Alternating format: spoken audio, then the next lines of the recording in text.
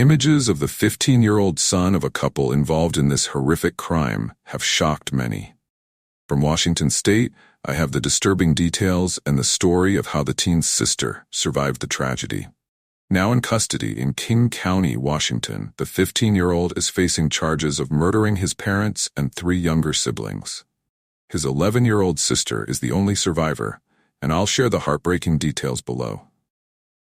The case has shocked the Seattle suburb of Falls City.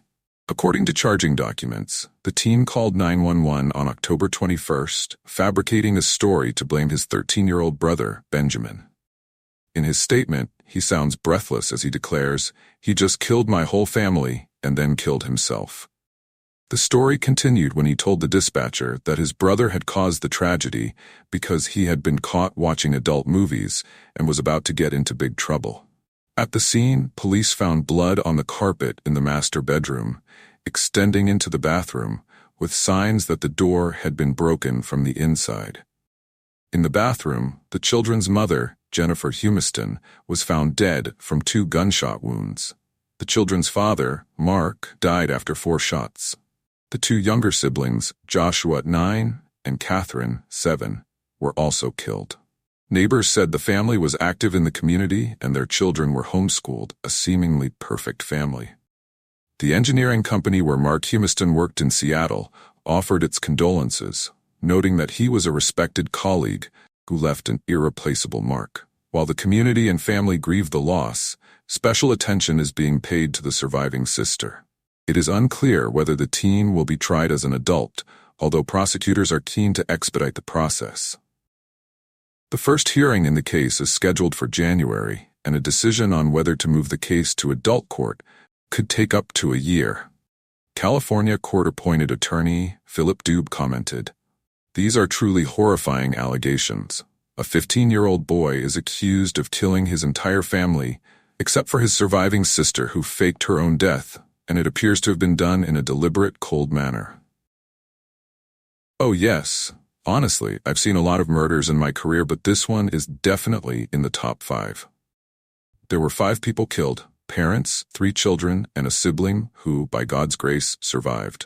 We don't see tragedies like this often, but sadly, the number of children killed by guns continues to rise dramatically. This year alone, and it's not over yet, there have been 1,100 child deaths from guns and more than 450 mass shootings. These numbers, collected from hospitals across the country and provided by the Centers for Disease Control and Prevention, raise the big question: why do these heartbreaking stories continue? Is it a failure in child care, mental illness, or the mishandling of guns in the home? In this particular case, the father tried to protect the gun by locking the gun box out of the reach of his children, but the child knew the combination, opened the box, and the tragedy occurred. This is truly a heartbreaking tragedy. Now the big question is, where will this teenager go?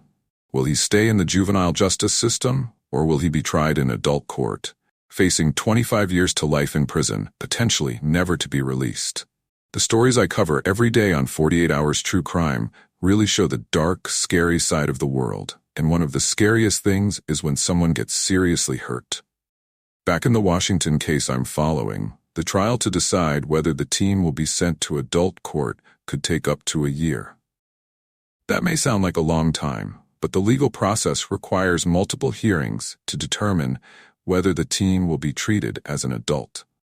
While the case is still in juvenile court, details of the case, such as the 911 call, are confidential, and the judge has ordered that the teen's name not be released. Although his name is known, what the documents reveal is cold and calculated. The teen tried to frame his 13-year-old brother.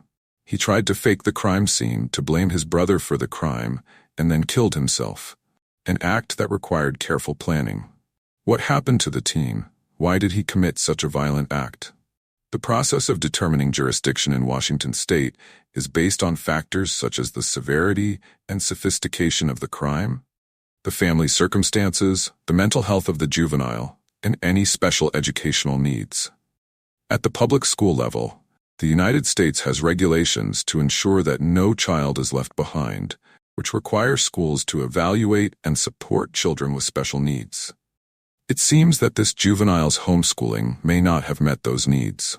In my opinion, the defense team will likely conduct a psychosocial investigation to assess the juvenile's circumstances and mental state, with the possibility of finding some signs of mental health conditions such as autism spectrum or ADHD, attention deficit hyperactivity disorder, which may affect the ability to control behavior and judgment.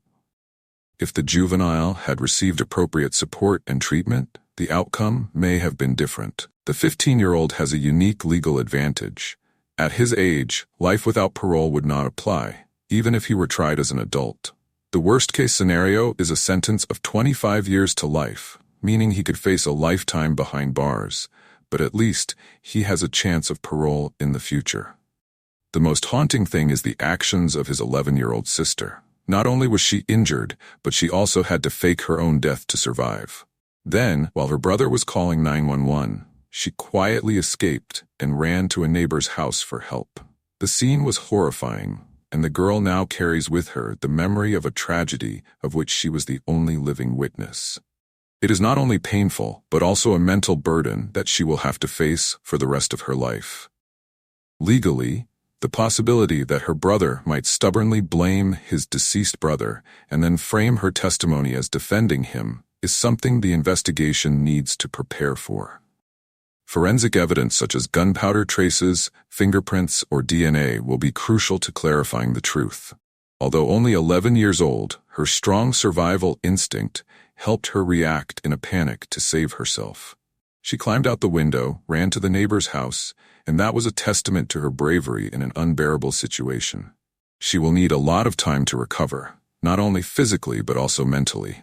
It will be a long and challenging journey, especially when it comes time to face a public trial, recounting her painful memories. This may make her mature, but it will also leave an indelible mark. This story is too terrifying and a loss for her. She was left an orphan with her parents and siblings gone, and her brother facing what may be a lifetime of punishment. The horror of this tragedy is unimaginable, and her pain will haunt her forever.